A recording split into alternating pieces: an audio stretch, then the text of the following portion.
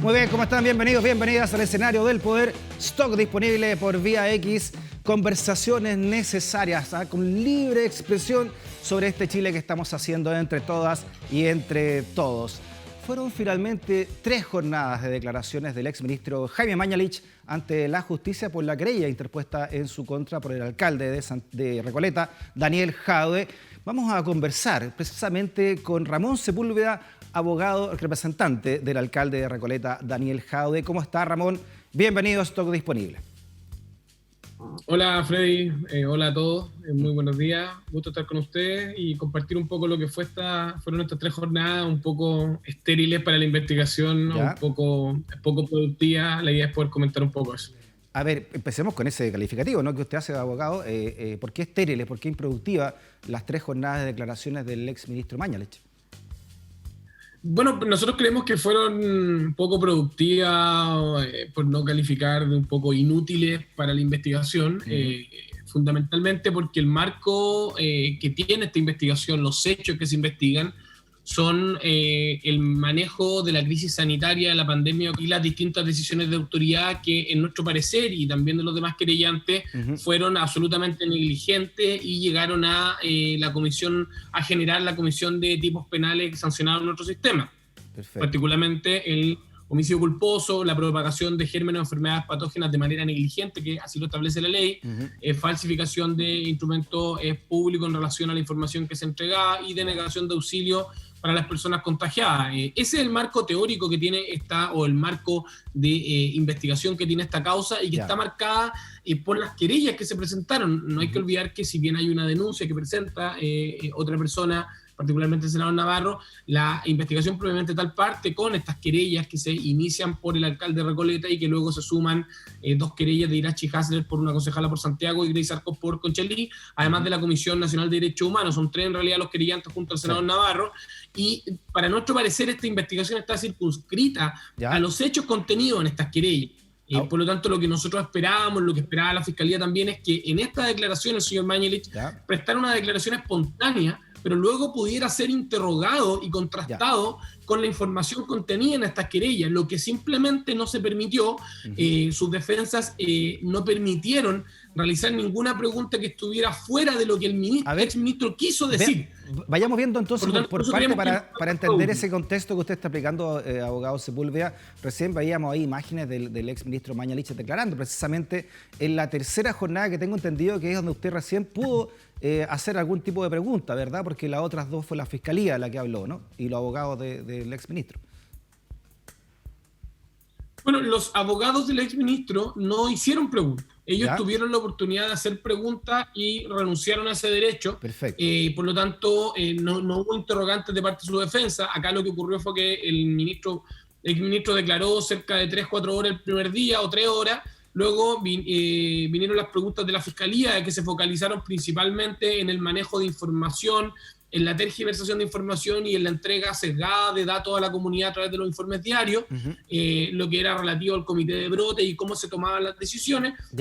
Y luego, al día siguiente, siguieron las preguntas efectivamente del fiscal, y el tercer día, cuando nos toca intervenir a los querellantes, que comienzo yo estuve 2 horas y media interrogando, pero más bien peleando con las defensas que interrogando, porque todas las preguntas que yo tenía, que eran relativas, Freddy, de suma importancia, el manejo del sistema de información, los conceptos de nueva normalidad, el retorno seguro, la inmunidad de rebaño y la letalidad de la información en relación a una política pública como esa, la información de los correos electrónicos y los relativos a Recoleta, simplemente las defensas no permitieron que se preguntaran porque no estaban esos temas contenidos ni en la declaración inicial del ministro, ni en las preguntas que hizo la Fiscalía, lo cual no tiene absolutamente ningún sentido, porque si yo como querellante y los demás querellantes no pueden preguntar lo que su acción contiene y que es atingente a los delitos que se investigan, ¿qué utilidad puede tener una diligencia del ministro para dar una versión? Pero ahí hay un juez, digamos, que dice si tienen razón o no los querellantes en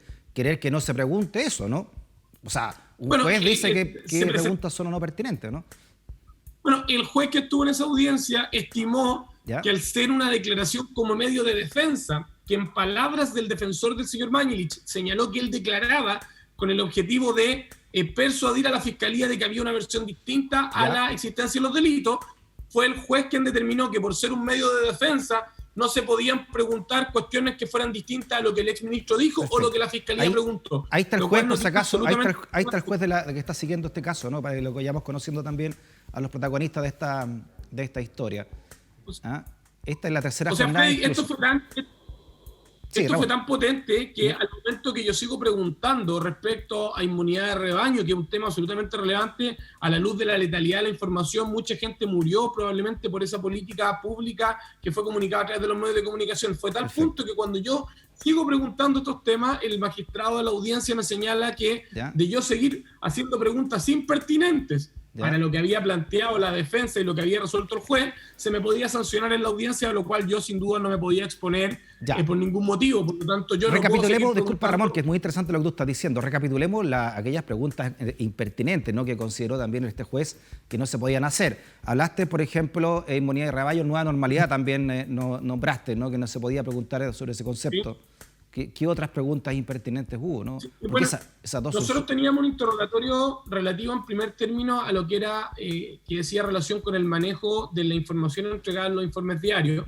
todo lo que el sistema Epivigila, que el ministro reconoce que era un sistema absolutamente poco preparado, y lo que nosotros quisimos evidenciar, que con los recursos, Freddy, que tiene el gobierno, con la capacidad técnica que puede tener y el acceso que tiene un gobierno, ellos sabían desde el primer momento que este sistema de información era deficiente. Lo declara el exministro. Entonces, lo primero que yo pregunto es, ¿cómo es posible que de enero a marzo, teniendo 3 meses, no contraten a la mejor empresa, no contraten a un sistema tecnológico de relevancia que pudiera contener la información lejos de un papel? O sea, imagínate en una pandemia, los médicos informando a través de papel, notificando al ministerio los casos que tenían contagiados. Por lo tanto, eso fue lo primero que se preguntó y que empezó a incomodar al exministro, porque justamente sus defensas, mira, en la segunda pregunta que yo hago respecto a este tema, ya se me objeta porque según ellos no era pertinente o era reiterativo. O sea, son temas que son de absoluta relevancia. Claro. Luego me entré al tema de Recoleta, que acá hay un punto muy importante que también incomoda al exministro, porque lo que era claro era que número de habitantes por comuna, número de contagios, eran 2 factores que eran sumamente importantes para establecer una cuarentena. Sí. Luego, él señala que hay otros factores que inciden en cada comuna, y ahí lo que yo le pregunto es, dígame cuáles fueron los factores que determinaron que pese a que Recoleta tenía menor número de habitantes y mayor número de contagios que Providencia, que Independencia, no se decreta cuarentena. Claro. Y el exministro simplemente no puede contestar. ¿Y qué pasa ahí? Hay una decisión sesgada con ciertas comunas de no decretar cuarentena en el momento que se necesitaba decretar. Espérate, pero una pregunta súper puntual y clara. ¿Qué te responde ahí el ministro Bañacho? Cuando te pregunta, bueno, ¿cuáles son los criterios para que Recoleta, por ejemplo, no tuviera cuarentena y otra comuna de al lado sí tuviera cuarentena, ¿no? La respuesta que dio fue que habían factores particulares y la defensa objetó la pregunta porque según ellos, que el exministro dijera que habían factores particulares ya era una respuesta y mis preguntas eran reiterativas. No supo contestar porque no hay, Freddy, una razón, no hubo una razón que pudiera justificar que en cierta fecha, yo acá tengo la cifra, que el 3 de mayo, imagínate, se decreta cuarentena en Recoleta, claro, con 180 contagios y Providencia tenía 280 contagios hace mucho rato. Imagínate que en el mes en abril, 3 semanas antes de la cuarentena de Recoleta, Recoleta tenía 117 casos, claro, y Providencia tenía 41 y ya estaba en cuarentena. Entonces hay una información que simplemente el ministro lo incomoda en esta declaración, y cuando yo empiezo a entrar en lo que era nueva normalidad, incluso yo tenía entrevistas que exhibirle al ministro donde él señala que hay una nueva normalidad y que hay que retornar al trabajo de los funcionarios públicos, que hay que reabrir el comercio, y no se me permitió preguntarle porque eran impertinentes. La pregunta, ¿eran impertinentes a la investigación o eran impertinentes a la disculpa, tengo una pregunta del ego, ¿no? en materias judiciales, pero para eso hay un juez, ¿no?, que determina si realmente tienen o no tienen razón los abogados defensores, ¿no?, que dice, tiene razón, no es pertinente preguntar o no profundizar en la cuarentena porque una comuna sí, una comuna no. O sea, ahí el juez entonces fue el que le dio la razón a los abogados defensores. El juez sistemáticamente durante toda la audiencia acogió la tesis de la defensa de que las preguntas que estuvieran fuera de lo que el ministro espontáneamente dijo y lo que preguntó la fiscalía eran impertinentes. Bueno, eso lo resolvió el magistrado dentro de sus facultades. Entonces, yo insistí en el punto, pero más allá no se puede ir porque hay un juez que dirige la audiencia. Ya, pero es que eso no entiendo yo, que entonces, ¿de qué sirve? ¿No? Además, esta causa nace desde los creyentes y no de la Fiscalía, ¿no? ¿De qué sirve entonces un juicio si no se puede profundizar en lo que realmente se quiere saber para hacer realmente justicia, ¿no? De preguntarle a un citado, ¿no? Lo que pasa, Freddy, es que esta declaración para mí es una operación comunicacional. Y te digo por qué. ¿Ya? Porque en el escrito en que la defensa de Mañalich pide la declaración judicial de Mañalich ante el tribunal, señala que están pidiendo esta declaración, y yo se lo hice saber, porque el juez de garantía durante toda la audiencia dijo que Mañalich declaraba acá para defenderse porque no había sido citado a la fiscalía. Y eso es mentira. Cuando se pide esta declaración y la defensa de Mañalich señala que se pide al tribunal porque la fiscalía no lo ha citado, la fiscalía ya había citado, cuando se dicta esta resolución y cita esta audiencia, el señor Mañalich ya estaba citado para el 11 de noviembre, y lo que señala la defensa es que es impresentable que Mañalich espere 2 semanas o 3 semanas hasta el 11 de noviembre para declarar. Y adivina cuál es la fecha que pone el tribunal para que declare Mañalich. El mismo 11 de noviembre, por lo tanto, acá finalmente lo que debiera haber ocurrido es que Mañalich tendría que haber declarado en la fiscalía, porque esto es una investigación que no tiene formalización, que esto no es un juicio. Y su defensa es la que lo expone a esta declaración. Si su defensa lo expone es porque él asume que va a ser interrogado por los querellantes. Lamentablemente, y lo lamentamos, no se pudo preguntar temas de absoluta relevancia. O sea, Ramón, Freddy, perdóname, pero si la inmunidad de rebaño, que fue una política pública, es impertinente, ¿qué podría ser pertinente a esta causa? Sí, un colega tuyo, ¿no? Mauricio Asa, que también trabaja con nosotros acá en el programa, le llamaba la atención, ¿no? Esto, la premura también de la defensa que del ministro Mañalich, Saliasnik y Samuel Donoso, de declarar a lo antes posible Mañalich, ¿no? También él tiene la teoría del ardid comunicacional, ahí está Saliasnik en pantalla, sobre todo también porque tiene que apurarse a que se conozcan los correos famosos, ¿no? Que todavía, hasta el momento que estamos conversando, todavía no conocen luz pública, pero que hay una premura también, como te digo, por un hecho comunicacional, de acuerdo a lo que nos dijo Mauricio Asa también en este programa. Mira, yo lo que creo es que la declaración de Mañalich en el tribunal se hace como una operación comunicacional en desprestigio de la Fiscalía, porque esto parte desde el momento en que nosotros tuvimos una audiencia donde se discutió, en una audiencia también de 2 días, la admisibilidad de la querella de Daniel Jadwe, donde nosotros logramos imponer nuestra postura y ganar esa admisibilidad, y que se rechazaran los 3 recursos de todas las defensas, de Piñera, Mañalich y los subsecretarios. Nosotros ganamos esa audiencia y ahí parte una operación comunicacional. Perfecto. Donde se pidió sumario de los fiscales, donde se pidió la remoción del fiscal Carrasco ante la Fiscalía Nacional, donde luego se dice que no es citado a declarar. O sea, acá hay una operación comunicacional. Perfecto. Donde no se ejerce una defensa como corresponde judicial, sino que se ejerce por los medios. Por lo tanto, lo que nosotros creemos, más allá de los correos, lo que nosotros creemos efectivamente, que se pide esta declaración judicial para sentar el precedente de que la Fiscalía no lo quiso citar a declarar en dependencia de la Fiscalía, y eso no es cierto. Él estaba citado a declarar con el fiscal el 11 de noviembre y él eligió declarar ante el tribunal, y luego creemos que hay una especie de victimización en la audiencia donde él dice, mira, yo estoy declarando como medio de defensa y no me pueden preguntar cosas que yo no declaré, y eso es un error porque su defensa lo expone a mi interrogatorio. Lo que ocurre acá es que luego plantean estas objeciones y es el propio tribunal el que accede a aquello. A propósito de correos, también Ramón, y otro tema que está ahí en discusión, es saber si realmente se alteraron las cifras reales de contagios y de muertos, ¿no?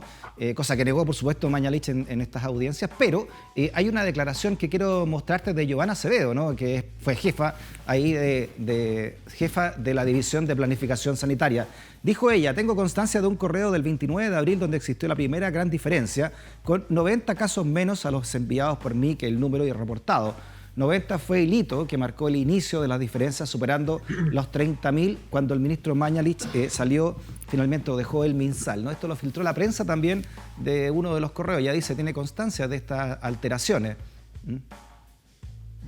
Mira, hay otra funcionaria del Departamento de Epidemiología, Patricia Cerda, que señala que estas diferencias de información las sabían desde un inicio y señala que para el equipo de epidemiología la diferencia de datos era un tema ético. ¿Qué es lo que uno podría entender si los funcionarios del equipo del Ministerio de Salud en Epidemiología señalan que hay un tema ético en tener que hacer calzar las cifras de epidemiología con las que tiene el ministro? Y es justamente porque Gabinete era el que manejaba estas cifras, y por algo se piden los correos de la jefa de gabinete. Incluso lo que señala el exministro en su declaración es que en el equipo de gobierno que participaba en el comité de brote habían 2 ingenieros y había un abogado. Ese era el equipo que tenían configurado para poder analizar estos temas, sin que existiera ninguna persona que estuviera en el área de la salud. Por lo tanto, creemos que las negligencias son absolutamente graves. Y hay que dejar en claro, las negligencias a nivel gubernamental de funcionarios públicos de alto nivel son delitos en nuestro sistema. La norma que habla de la propagación de gérmenes patógenos o enfermedades habla de un tipo penal en el artículo 317 negligente. Por lo tanto, si hay negligencia, podría haber delito. Esta declaración que acabamos de leer está ya en la Fiscalía, ¿no? De hecho, fue una declaración judicial ante la Fiscalía. ¿Ella no participó en estas audiencias? ¿Se usaron, por ejemplo, estas declaraciones que ya hablan de correo con alteraciones? Todo esto lo tiene Armendáriz también, ¿no? Fue parte también del deseo de que se conocieran los correos, de cuando Armendáriz le tenía que hacer un escrito a la Suprema. Cuando se empezaron a contrastar los dichos del señor Mañalich en la audiencia con las declaraciones de los testigos que están en fiscalía, la defensa señalaron que acá había una reiteración en las preguntas porque Mañalich ya había contestado, que el juez acogió esas objeciones y tampoco se pudo seguir preguntando y contrastando con declaraciones judiciales, pese a que el exministro las conocía. Él conocía perfectamente toda la carpeta investigativa. Incluso en medio de la declaración, cuando yo le hago una pregunta respecto a Recoleta, él pone una fotografía que tiene con Daniel Jadot en la pantalla. O sea, y yo lo que creo es que él estaba preparado para esas preguntas y por algo tiene esa fotografía. Yo no creo que él en su escritorio tenga fotografías con Daniel Jadot como para poder mirarlas cada 2 días. Por lo tanto, y él incluso él y sus defensas señalan que yo con ese comentario tengo mala fe. Yo creo que no hay absolutamente nada de mala fe en decirle que él tiene preparada esta declaración, pero no lo dejaron preguntar. Mira, incluso Freddy, el juez en algún momento le dice al defensor, póngase de acuerdo con su cliente, porque Mañalich quería contestar preguntas y su defensa no lo dejaba. Su defensa objetaba por impertinente y Mañalich quería contestar. Entonces, ellos objetaban preguntas porque hay una estrategia judicial. Imagínate que lo que salió en la prensa fue que el ministro París presenta un escrito muy similar al que presenta la defensa del señor Mañalich. Por lo tanto, acá en la Suprema uno y en el Tribunal de Garantía otro, ¿no? Y eran muy similares. Entonces, explícame tú, ¿cómo vamos a investigar a la autoridad? ¿Cómo se va a investigar el manejo de la pandemia de la ex autoridad si el gobierno actual lo protege de una manera tal que el propio ministro dilata las diligencias? Imagínate que hay un oficio que se pidió al Ministerio de Salud cuando partió la querella. Han pasado 4 meses y todavía no lo contestan. Eso para mí es un estado de guerra en contra de la Fiscalía. No entregan siquiera la información que estamos pidiendo a través de la Fiscalía. Por lo tanto, acá hay una situación que es bastante grave y que yo creo que está involucrando al ministro París también, que ha hecho eco de lo que han pedido desde el gobierno y que también la ex autoridad ha solicitado, porque él ha tenido una actitud bastante opositora y yo no creo que venga de él. Yo creo que viene de la máxima autoridad de nuestro país, del gobierno, el presentar toda esta oposición a la entrega de esta información. Oye, Ramón, bueno, esta querella también está interpuesta contra el presidente de la República y los 12 subsecretarios que tenía en su momento también Mañalich, ¿verdad? La subsecretaria Daza, que aún está en el cargo, y el ex subsecretario Zúñiga. ¿Ellos también tendrían que declarar? Por ejemplo, el presidente, aunque sea de oficio, ¿también podría declarar en esta causa? A ver, los imputados pueden guardar silencio durante todo el procedimiento y hasta incluso el juicio oral. Es un derecho que está consagrado constitucionalmente. Cuando ellos deciden declarar, renuncian a su derecho a guardar silencio y todo lo que digan puede ser utilizado en contra de ellos en esta investigación. Esa es la decisión que toma Mañalich. Pero los demás imputados no han declarado. Yo la verdad es que creo que hay una diferencia bastante importante entre lo que hace la defensa de Daza y Zúñiga versus lo que hace Mañalich y también la defensa de Sebastián Piñera, donde han presentado, si yo te contara la cantidad de recursos que han sido rechazados, presentados en contra de resoluciones judiciales, contaría 5 o 6 por lo menos. Yo creo que hay una diferencia. Yo creo que ellos están más expectantes de lo que ocurra y no creo que presten declaraciones en el corto plazo. Esa es mi sensación, puedo equivocar. ¿Qué sentencia arriesgan? O sea, ¿qué los que están ahí imputados? Las penas por los delitos que se imputan en general son penas bajas, porque son bajas en nuestro sistema en los delitos negligentes. Estamos hablando de 61 días, 540 días, 541 días, 3 años, y que en general tienen o cumplimientos alternativos si es que hay condena, es decir, con libertad, o se pueden acceder a salidas alternativas con condiciones sin que siquiera hayan condena. Acá, para mí lo determinante es que la Fiscalía tome la decisión cuando ya tenga todos los antecedentes de formalizar a las autoridades que correspondan, porque acá hay situaciones que son absolutamente claras. la inmunidad de rebaño, que es una política pública implementada desde las declaraciones de las autoridades, condenó a muerte a muchas personas. Piensa que la letalidad, que es el número de muertos por el número de enfermos, era claro que era el 10% con las cifras que venían de Europa. Y ellos plantean la inmunidad de rebaño, que se contagie la mayor cantidad de gente.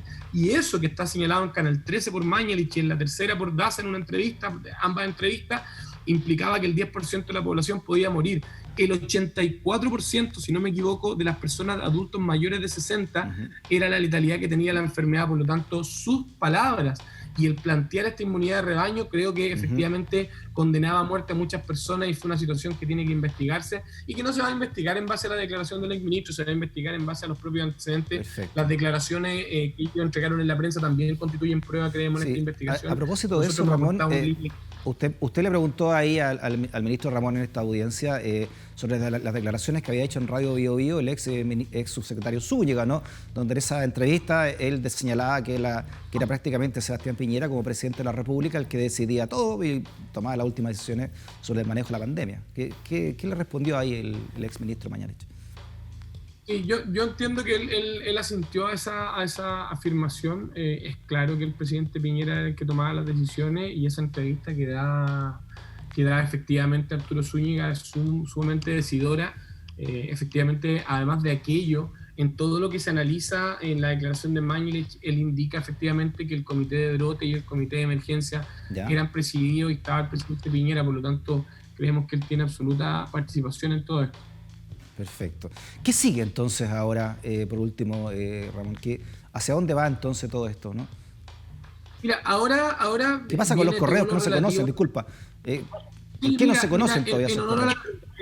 En honor a la verdad, lo que nosotros creemos es que se tiene que entregar la copia por parte de Entel. El respaldo de los correos electrónicos está en Entel, y por lo tanto hoy día se está elaborando esta copia forense por Entel. Se ha demorado, yo no sé por qué se ha demorado tanto. Disculpa que te interrumpa, que te interrumpa, Ramón, pero hay una pregunta que evidente, ¿no?, que se ha hecho mucha gente, mucha ciudadanía, es que nos quedan 2 minutos, pero ¿cómo una empresa privada tiene correos que significan la seguridad total de la nación, ¿no?, como lo dijo el propio gobierno respecto de estos correos? ¿Por qué? ¿Cómo se llega a eso entonces? A ver, esa era otra pregunta que yo quería hacerle al exministro Mañalich, porque lo que señala el ministro París en la oposición es que hay correos que podrían poner en riesgo la seguridad nacional. Entonces la pregunta era clara al exministro de Salud: ¿cuáles son esos correos? ¿A qué se refiere?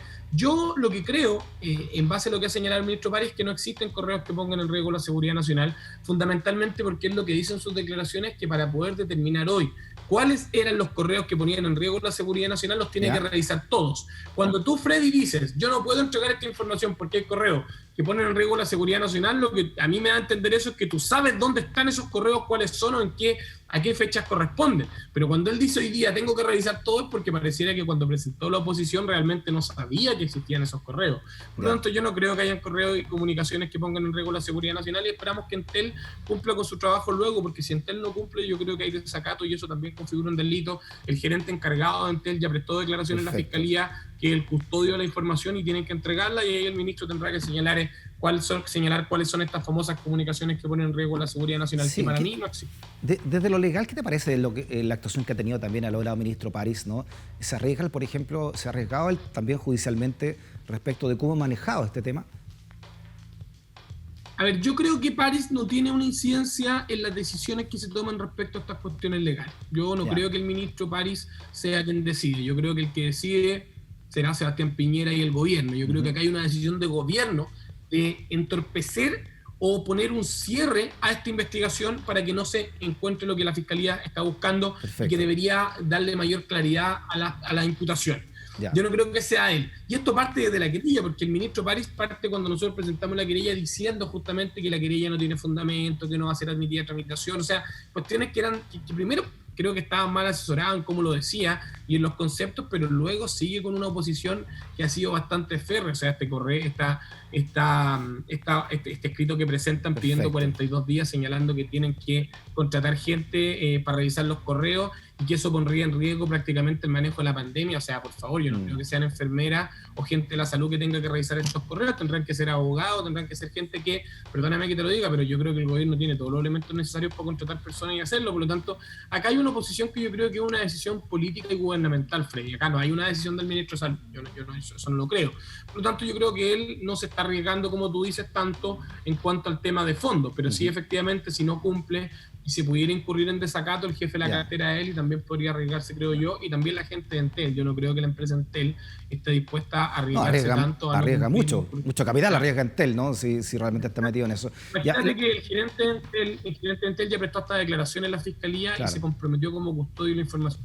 Un correo electrónico que borran y hay obstrucción a la investigación y desacato. Yo no creo que se arriesgue. Oye, Ramón, por último, ¿no? Entonces, ¿qué pasa con las cifras? Realmente, según lo que tú también escuchaste ahí, lo que declaró el exministro Mañalich, ¿habría informado entonces cifras menores de contagio o no? Mira, lo que el ministro Mañalich señala en su declaración es que, a preguntas del fiscal, es que en el manejo de la pandemia opera el principio precautorio. Y el principio precautorio en epidemiología significa que si yo tengo varias fuentes de información, 5.000, 3.000, 8.000, yo para un mejor manejo de la crisis tengo que informar el número mayor. Eso es lo que dice él. Yo, el principio precautorio me informa eso y eso es lo que hizo. Y el fiscal empieza a exhibirle informes donde dejan evidencia que él informaba la cifra menor. Por lo tanto, eso quedó absolutamente claro, que no cumplió con ese principio precautorio y que eso generó finalmente un análisis de la pandemia que no era el real. Lo que queda en evidencia es que ellos informan cifras menores porque generaba una mejor imagen a nivel gubernamental del manejo de la pandemia, y eso es claro. Claro, eso sería un manejo más político que sanitario en el fondo, ¿no? Si fuera realmente absolutamente. Y lo dicen los funcionarios de epidemiología. Si acá no es que los querellantes hayan presentado testigos que declaren en contra de Mañalich, que sería una cuestión que podría entenderse. Acá es la jefa de epidemiología, los funcionarios de epidemiología que dicen, ¿saben qué? Acá las cifras se están manejando desde un inicio y esto es un tema ético que a nosotros nos costaba mucho llevar. O sea, qué evidencia más clara. Imagínate que el abogado defensor de Mañalich anuncia una querella en contra de un testigo que declara lo que a él no le gusta. Si pareciera que todo lo que no le gusta a la defensa del ministro Mañalich genera un problema comunicacional, y eso es claro. Por suerte, Freddy, todavía este lado de la verdad tiene medios comunicacionales como tu programa, como otros programas que toman notas de esto, porque claro, naturalmente los querellantes no vamos a tener una portada en la segunda a todo color hablando lo que se me ocurra respecto a la investigación, pero yo creo que hoy día la ciudadanía a través de redes sociales, como ocurrió con Zelaznik, cuando... No te digo, como ocurrió con Zelaznik cuando amenazó precisamente a ese testigo, ¿no? Que fue Joana Acevedo, al final, la que citábamos recién. Absolutamente, por lo tanto, esa es una campaña comunicacional, yo me acuerdo que lo dije, litigar por la prensa es una estrategia que yo no sigo, pero efectivamente esta declaración fue estéril, fue inútil para la investigación, y no lo digo inútil efectivamente, y digo porque todas las diligencias de investigación tienen que ser útiles a esclarecer los hechos. Esta declaración del ministro Mañalich fue un desperdicio de recursos judiciales y fue inútil para la investigación, y va a ser citado nuevamente a la Fiscalía, donde ahí va a tener que dar explicación y responder todas las preguntas que la Fiscalía le haga en todos estos temas que no se permitieron efectivamente realizar. Ramón, a nombre de todo el equipo, muchas gracias por tu conversación, que estés muy bien. Seguimos conversando desde el escenario del Poder, stock disponible por la libre expresión en Vía X. No te vayas.